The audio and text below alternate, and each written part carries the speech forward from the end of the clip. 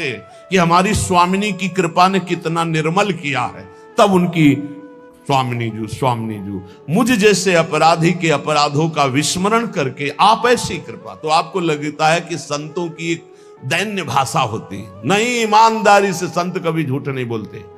जैसे कह रहे हैं कि मौसम कौन कुटिल खलकामी, तो अंतर ये होता है कि आंख में जैसे थोड़ा पड़े तो बहुत बुरा लगता है, और पीठ में इतना बड़ा तिनका चला जाए तो कुछ समझ में नहीं आता।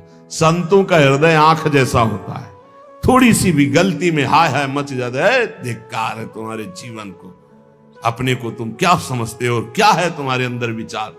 और जो मलिन अंतःकरण वाला था, भारी भारी पाप करके भी उसको पश्चाताप नहीं होता। संत जनों को एक पाप की जरा सी वृत्ति की आभास स्फुरना, वो पूरा पाप नजर आने लगता है उनको, क्योंकि इतना निर्मल हृदय होता है।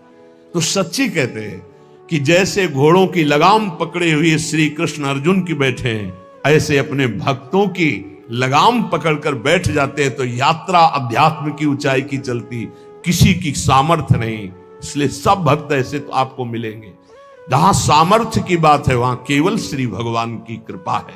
इसलिए बाहर की पीड़ा और अंतर की पीड़ा अपने प्रीतम के द्वारा दी हुई मानकर सह जाओ, तो आगे प्रीतम तुम्हारा स्वागत करने के लिए खड़े, पक्का समझ लेना, पक्का। और वो देंगे ये पीड़ा। क्यों देंगे? इसी पीड़ा में पता चलता है कि तुम्हारे मन की सुई किधर जा रही। प्रताप राय जी महाभागवत थे, बड़ा चरित्र है। उनके यहां एक व्यापार चलता था कुल परंपरा से कि आपको अगर रुपए की जरूरत है तो आप अपना स्वर्ण आभूषण या कुछ रख जाइए गिरवी, और रुपया ले जाइए, और ब्याज से तो रुपया दे जाइए, अपने मूल गिरवी ले जाइए जो रख के गए हो। यही उनकी कुल परंपरा से था। तो उसी के आधार पर वो कुल परंपरागत कर्म कर रहे थे। निरंतर नाम जब भगवत आराधन में मगन। अब नाम जब भगवत आराधना और ईमानदारी से कार्य, तो बड़ा सब खूब धन संपत्ति, बहुत आनंद, और भक्तजनों के खूब भोजन होते, भंडारे होते। तो जो चिढ़ने वाले जलने वाले लोग हैं वो जलते थे कि करता तो ये कुछ है नहीं, खूब जय जय मच रही है चारों तरफ, इसको नष्ट किया जाए। ये किसने बीज बोया? अरे बोले दुष्ट स्वभाव ने। नहीं नहीं नहीं नहीं, भगवान ने। किनको हुस्काया? डंडे को। क्यों? अब झंडा फहराओ मेरे भक्त के यश का। उनके हृदय में जलन हुई। वहां का काजी और मिल गए 3 लोग, और उन्होंने कहा कि इसको नष्ट किया जाए। बोले बस आप सहयोग दो, नष्ट तो पक्का।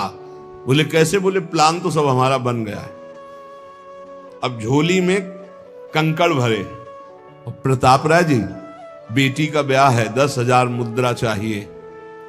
बोले गिरवी? बोले है स्वर्ण मुद्राएं। अब वो इतने ईमानदार विश्वास, बोले बॉक्स रखा रहता है उसी में रख दो, दस्तखत करो, 10,000 रुपए लो, ब्याज से दे जाना, अपना ले जाना।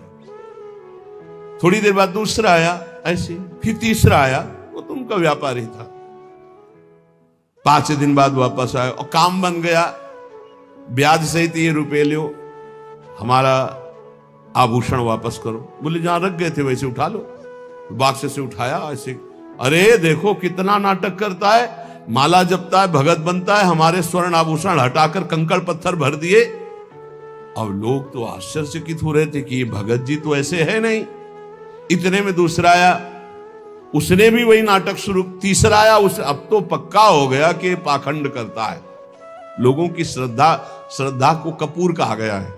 कपूर ऐसे बाहर रखो ना तो उड़ जाता है ना, ऐसे ही श्रद्धा है। अगर उसको आप मजबूती, विश्वास की मजबूती में नहीं रखोगे तो श्रद्धा उड़ जाएगी। अब तो सब कहने लगे कि प्रताप राय तो बहुत ही पाखंडी निकला। अब हाहाकार मच गया। इसके बाद काजी, वो तो सब मिले हुए थे, काजी ने बादशाह के सामने बात पेश की। काजी के इशारे से बादशाह ने हुक्म दिया इनको बंदी बना लिया जाए, सारी संपत्ति जब्त कर ली जाए। अब राज सैनिक बंदी बना लिए प्रताप राय जी को, सारी संपत्ति जब्त होने लगी। तो उन्होंने अपनी पत्नी से इशारे से कहा ठाकुर जी लो और भाग जाओ अपने मायके, ठाकुर जी को बचाओ। ऐसी स्थिति में याद क्या है? ठाकुर जी को बचाओ, उनका भोग राग चलता रहेगा, हम तो जेल में कष्ट भोग लेंगे। ऐसा ही हुआ। वो पीछे की खिड़की से अपने ठाकुर जी को लेकर सब तहस नहस हो गया। म्लेच्छ सेना साहब नष्ट भ्रष्ट कर दिया, बंदी बनाया, उनको ले गए, जेल में डाल दिया। कुछ लोगों ने कहा कि महाराज अभी ठाकुर जी अष्ट धातु के हैं, बहुत महंगे हैं, उनकी पत्नी इसीलिए लेके भाग गई है। मायके से पत्नी को भी बंदी बनाया, ठाकुर जी को भी संपत्ति के रूप में जब्त किया, और जहां संपत्ति थी वहां गोदाम में ठाकुर जी को ऐसे जैसे संपत्ति डाल दी वैसे डाल दी। जब पत्नी नजदीक हथकड़ी बेड़ियों के सहित और वो तब एकांत जब हुए तो उनका प्रभु आज तक मैंने कभी आपसे मांगा नहीं और कोई शिकायत नहीं की, बस एक कष्ट है इस समय कि आपको गोदाम में डाल दिया गया है, हम प्राणों से अधिक आपको प्यार करते हैं और आपको भोग नहीं लगेगा, आपकी सेवा नहीं होगी, ये हम बर्दाश्त नहीं करेंगे। प्रभु कुछ उपाय करो जिससे आपकी सेवा, अगर हमें ये पता भी चल जाएगा कि आपको भोग लग रहा है तो आजीवन हम पति पत्नी को जेल में रखो, मुझे कोई कष्ट नहीं। प्रभु ये सब कुछ हुआ, मुझे कोई कष्ट नहीं, आपको भोग नहीं लगेगा, इस बात से मैं जीवित नहीं रह पाऊंगा। भगवान देर थोड़ी लगी युगल सरकार गलबैया दिए हुए, इस स्थिति में भी तुम्हें मेरी चिंता है, तुम्हें अपने अपमान की, अपनी संपत्ति जब्त की, अपने जेल की दुख की कोई चिंता नहीं, मेरी चिंता है। वही साक्षात्कार हुआ। अब तत्काल, अब वो तो चाबी बदलने वाले हैं ना, ज्ञानी मूढ़ न कोय, जस जय का रघुपत करे तस ताही क्षण होए, बोले भियस महेश तब ज्ञानी मूढ़ न कोय। उस वहां का जमींदार जो था उसने कहा ऐसा हो ही नहीं सकता, यह सब गलत है, पाखंड रचा गया है प्रताप राय जी के प्रति। बादशाह के सामने विरोध प्रकट कर दिया, नहीं सही जानकारी जांच हो। बादशाह ने उन तीनों को बुलाया और कहा फांसी पे चढ़ा देंगे यदि सही नहीं बोलोगे। सही सही बोल दिया कि उसमें हम सोना तो रखा ही नहीं था, कंकड़ रखे थे। काजी की ये सब बात थी। काजी को दंड दिया गया, तीनों को बंदी बना लिया गया, प्रताप राय जी को पूरा नुकसान सहित सब अर्थ दिया गया और बड़ा सम्मान किया गया। फिर जीवन, ये घटनाएं भक्तों के जीवन में आती है किस लिए? भगवत साक्षात्कार कराने। भगवत साक्षात्कार जेल में प्रताप राय और उनकी पत्नी को हुआ। इसलिए उपासक को कितनी भी परिस्थिति कष्ट की आवे, वो तुम्हारे आनंद का वर्धन करने वाले बनेगी, विश्वास रख लीजिए। बस किसी से सहयोग मत मांगना और किसी को अपनी बात मत कहना। प्रताप राय जी ने किसी से भी नहीं कहा, कुछ भी नहीं बोले, केवल प्रभु से कहा कि आपकी सेवा अगर हमको कान में सुनने को मिल जाएगी कि आपका भोग लग रहा है तो मुझे कोई कष्ट नहीं होगा, लेकिन ये मैं नहीं सह पाऊंगा कि आप गोदाम में से, क्योंकि मैं जीवन भर आपको दुलार करता रहा हूं प्रभु। अब वही भगवत साक्षात। तुम्हारी सुई कहां जाती है मन की? कष्ट की स्थिति में कोई मित्र, कोई रिश्ते नातेदार, कोई पावर काम आता है या भगवान की तरफ जा? अगर भगवान की तरफ तो जीत गए, और अगर संसार की तरफ ऐसे भी मिलने, आप बिल्कुल फोन कर देना, हम तुम्हें अमर कर देंगे, नहीं फाड़ के फोन नंबर फेंक देना कि हम रखेंगे भी नहीं ऐसा नंबर। जब कोई नंबर नहीं होता तब हरि का नंबर लगता है। जिसके पास किसी का फोन नंबर नहीं होता उसका हरि का नंबर लगता है। ध्यान दे दो, कलयुग है इसीलिए सबके पास नंबर भेज दिया है। सबके पास नंबर है क्योंकि हरि से फोन नहीं कर सकते। हरि का फोन जानते हो कैसा होता है? जब आर्थ होकर अनाथ भाव से असरण कोई नहीं मेरा, तब हा वो फोन नंबर भाव से मुझको पुकारे तो भाव से बेड़ा पार है, भाव पूरित टेर ही करती मुझे लाचार है। भाव बिना भगवान आवाजें नहीं सुनते, भाव सुनी पुकार भगवान नहीं सुनते। भाव कब आता है? बाजार में थोड़ी मिलता है। किसी से हमारा संबंध नहीं। ये जीतना है तो ये बातें पकड़ लो सत्संग की। कोई विपत्ति दुख आने पर अगर किसी का नंबर आपको याद आवे कि अगर हमें विपत्ति आएगी तो कौन सा नंबर याद आएगा? बोले अमुक का, उसको डिलीट कर दो। नहीं, अमुक का नंबर नहीं रखेंगे हम, श्री जी का। श्री जी का नंबर क्या है बताया तुम्हें? क्या है? बस कोई नंबर नहीं तो श्री जी का नंबर। हे लाडली, हे प्रिया, कोई है ही नहीं, अब अपना कोई है ही नहीं तो कौन है? सच्ची बताते हैं, एकदम नंबर। 1 घंटी में फोन उठा लिया जाता है, 1 घंटी।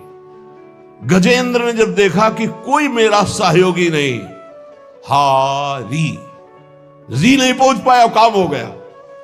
हरि पूरा नहीं कर पाए, काम हो गए। गोविंद यही प्रकट हो गए, वस्त्रावतार। ये नंबर है हरि का। जब तक पांडवों की तरफ, भीष्म की तरफ नंबर नहीं लगा, दांत तक पकड़ा, नंबर नहीं लगा, और जब छोड़ दिया कहा गोविंद, बस नंबर लग गया।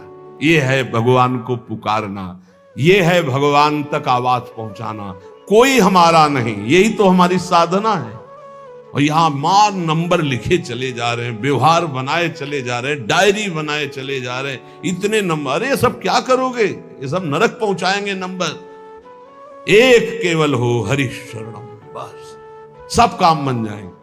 बोले नहीं, सहयोग होता है। इससे क्या सहयोग होता है? अगर बात बिगड़ जाए तो अंग रक्षक ही सूट कर देता है, और कौन? अंग रक्षक ही सूट कर देता है। अगर वो चाबी बदल जाए ना तो रक्षक ही भक्षक बन जाता है। किससे रक्षा चाहते हो?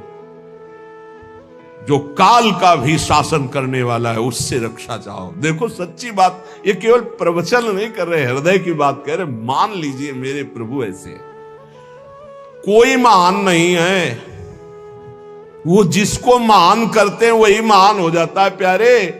ऐसे हाथ हटा ले तो सब हान ही हान है, कोई महान ही नहीं है, महान नहीं। वो हटा ले तो बस उन्हीं से महान है। सच्ची कहते हैं उन्हीं से बहाल है। दबी बात खुल जाए तो असलियत समझ में आ जाए, और वो जानते हैं, और वो जानते हुए हमें नमस्कार करवा रहे, प्रणाम करवा रहे, भोजन दिला। अरे जय बोलो उनकी।